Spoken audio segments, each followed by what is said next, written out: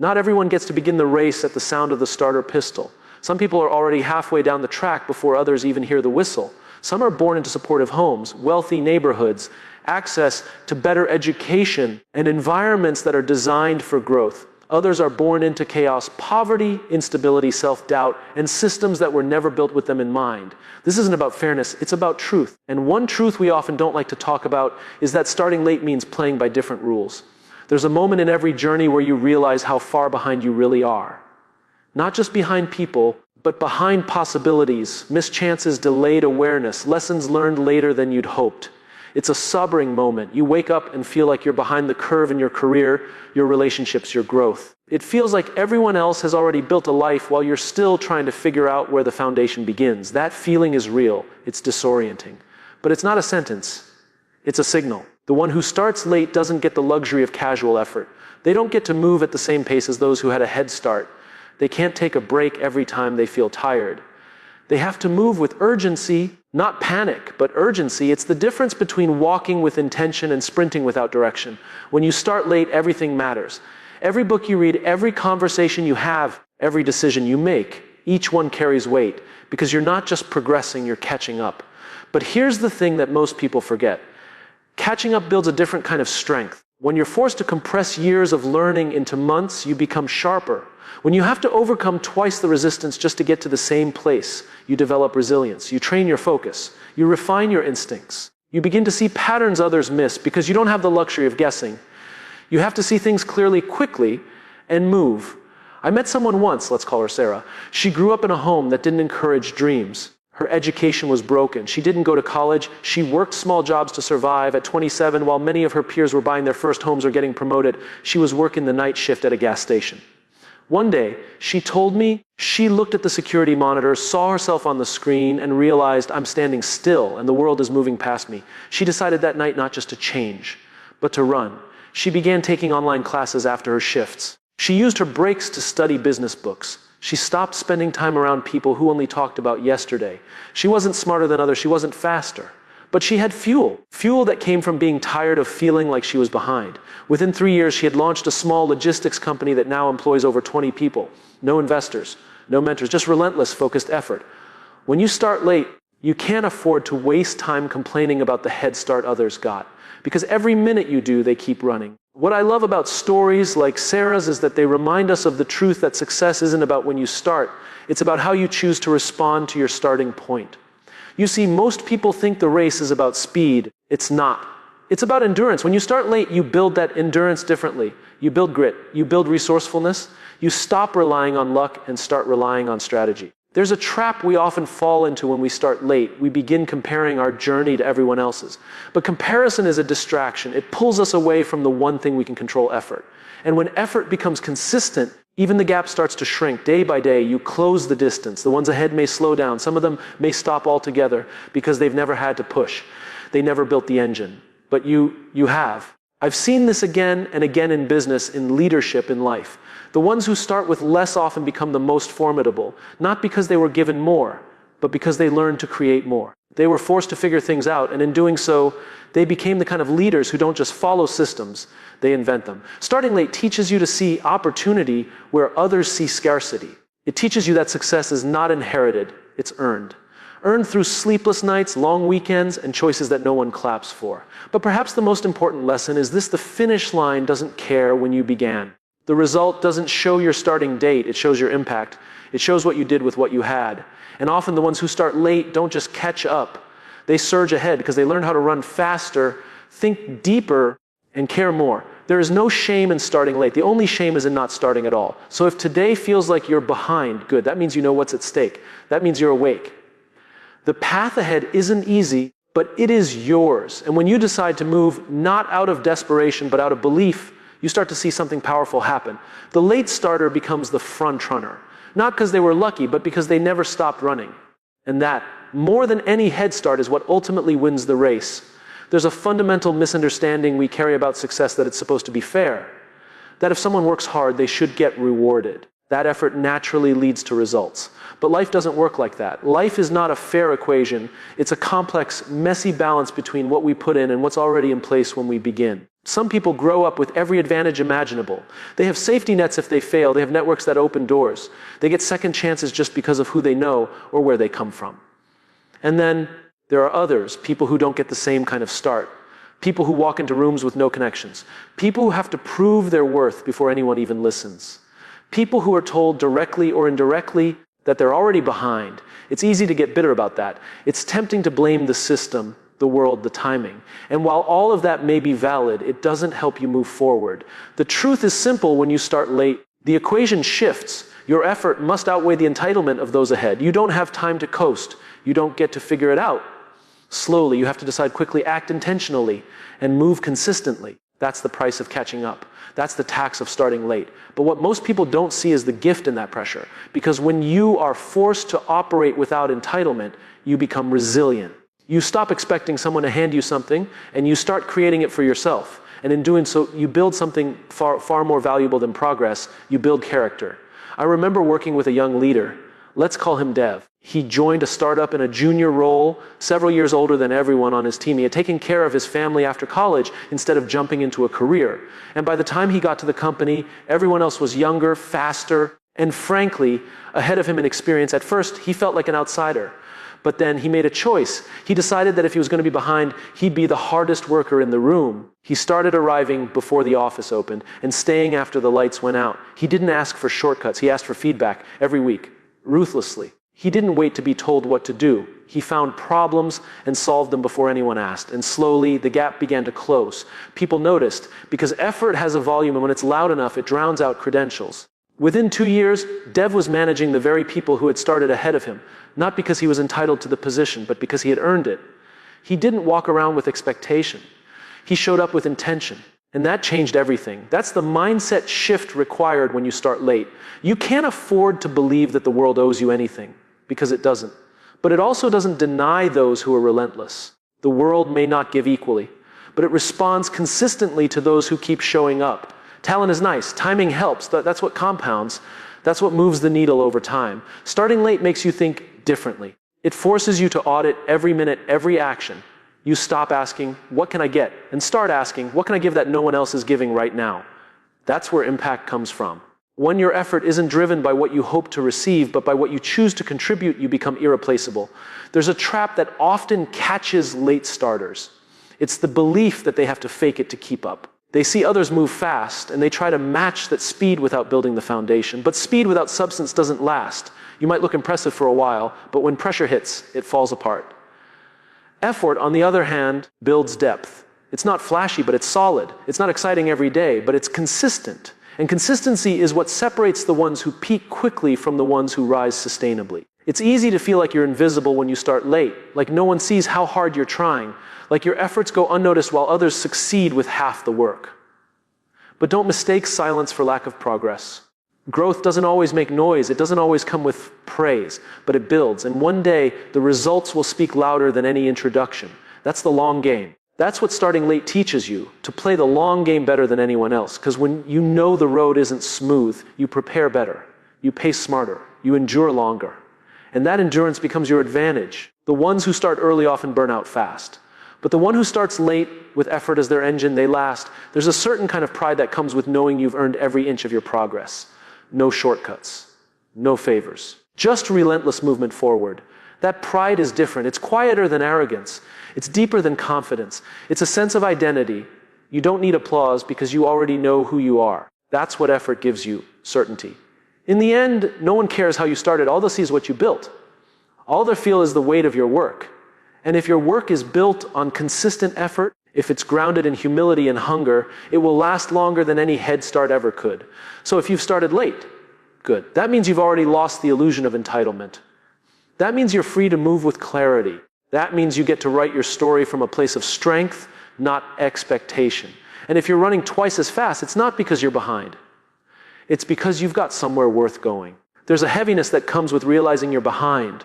It's not always visible, but it's there, sitting in the back of your mind, whispering reminders of what could have been if only you had started earlier. You look around and see people doing things you wanted to do. You see them getting opportunities you feel you deserved. You watch others win while you're still trying to catch your breath.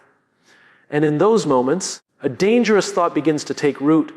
This isn't fair, and you're right, it's not. Life isn't fair. Some people start with more. Some people are handed things you had to fight for. Some people never had to worry about money or survival or belonging.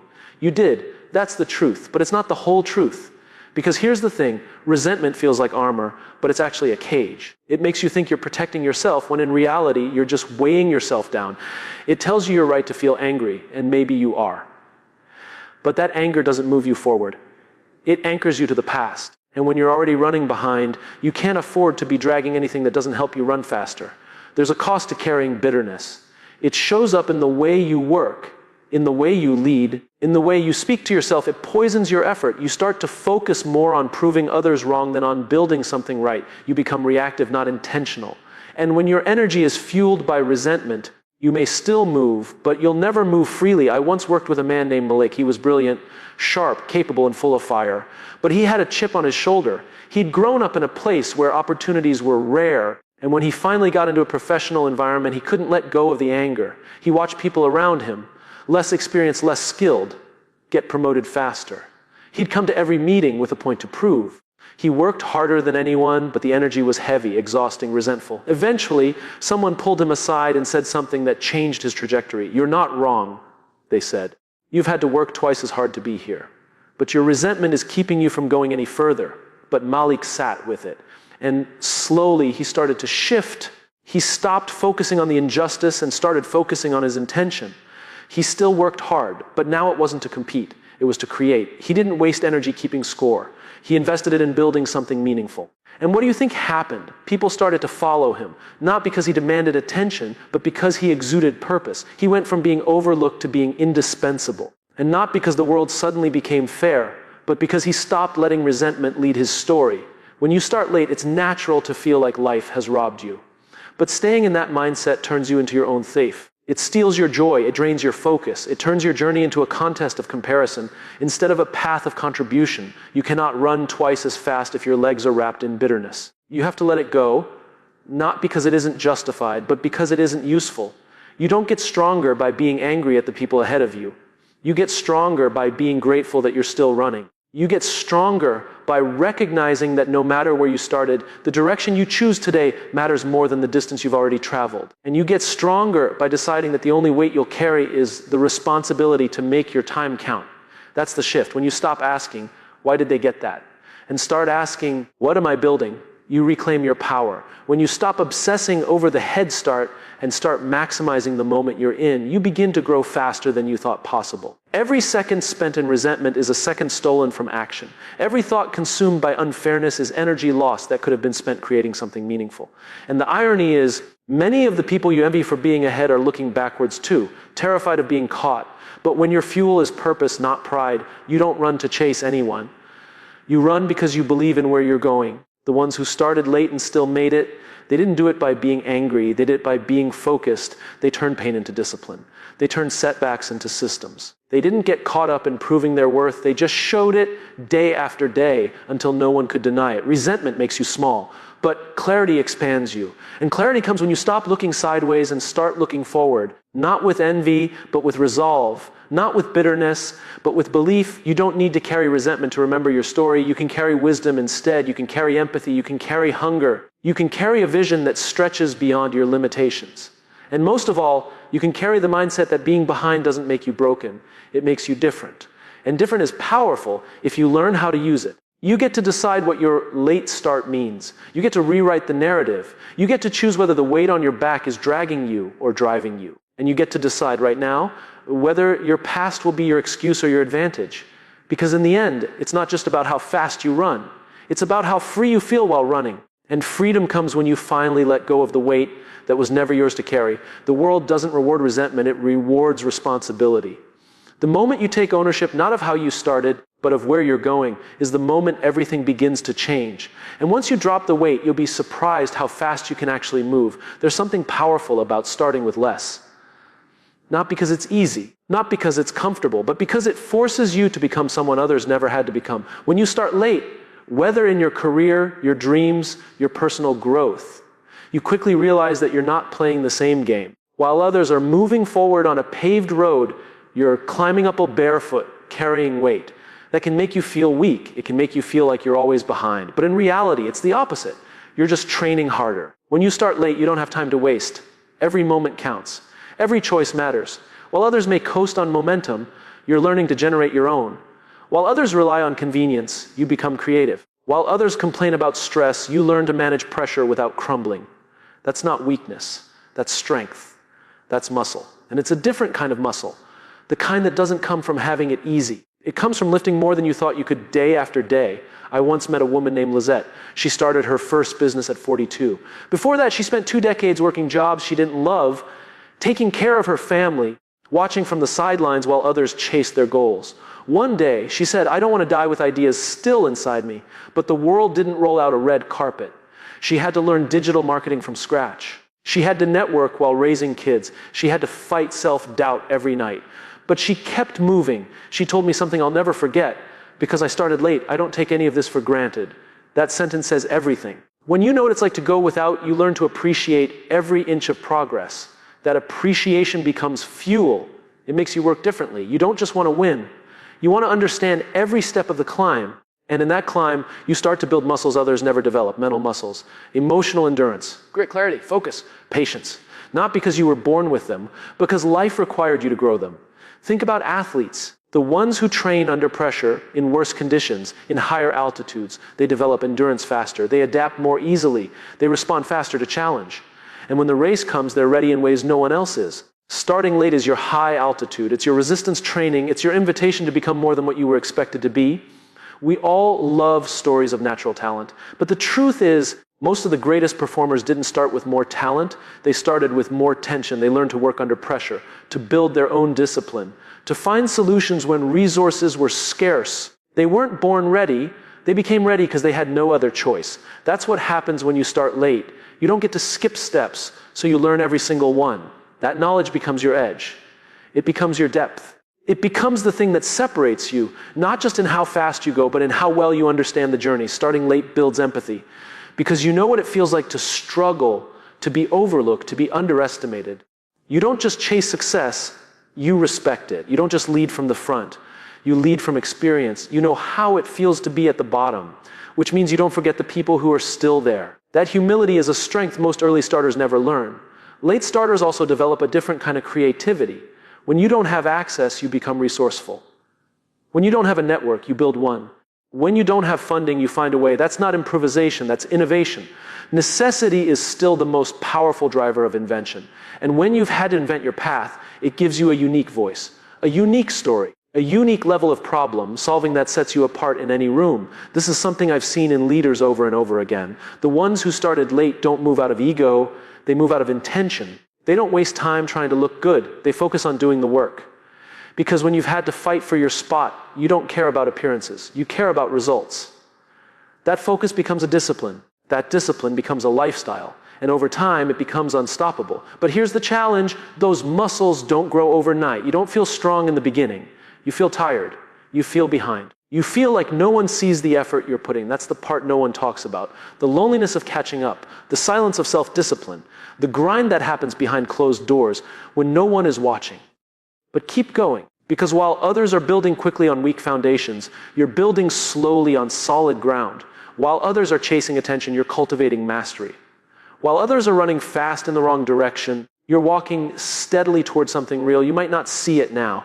You might not feel it yet. But every time you show up, you're building strength. Every time you keep going, you're building trust with yourself. And one day, that internal trust becomes your greatest asset. Not the resume, not the degree, not the approval. Just the unshakable knowledge that you've already done the hard part, and you're still here. That's what makes you different. That's what makes you strong, not the head start, not the recognition, but the invisible muscle built through struggle, through late nights, through starting after everyone else and still refusing to quit. You don't need to be first. You just need to finish with strength. And when you do, people will ask how you did it. They'll think it was talent. They'll think it was luck. But you'll know the truth. It wasn't luck. It was muscle. We spend so much of our lives obsessing over when we begin. We compare timelines, milestones, anniversaries, birthdays, job titles, salaries. We treat life like a scoreboard, and somewhere along the line, we bought into the idea that the earlier you start, the better off you'll be. But what if that's not true? What if the timing of your start has far less to do with your success than the meaning you give to your movement. We love to romanticize early starters, child prodigies, entrepreneurs who made it big at 22, athletes who went pro in their teens. We hold them up as proof that success belongs to those who begin young. But the reality is, most of us don't get the perfect beginning. Most of us don't discover our passion at 12. We don't launch our dream business straight out of school. We're not handed clarity in a moment of lightning, bolt inspiration. We live, we stumble, we drift, and then one day we decide to begin. And sometimes that decision comes later than we'd like. Maybe it took you years to find the courage. Maybe it took losing something first. Maybe you spent a long time doing what was expected before you asked what was true. Whatever the reason, the result is the same. You feel late. You feel like everyone else is already miles ahead. And that's a heavy feeling. But here's what we forget. The finish line doesn't ask when you started. It only reflects how you ran your race. It doesn't carry a timestamp.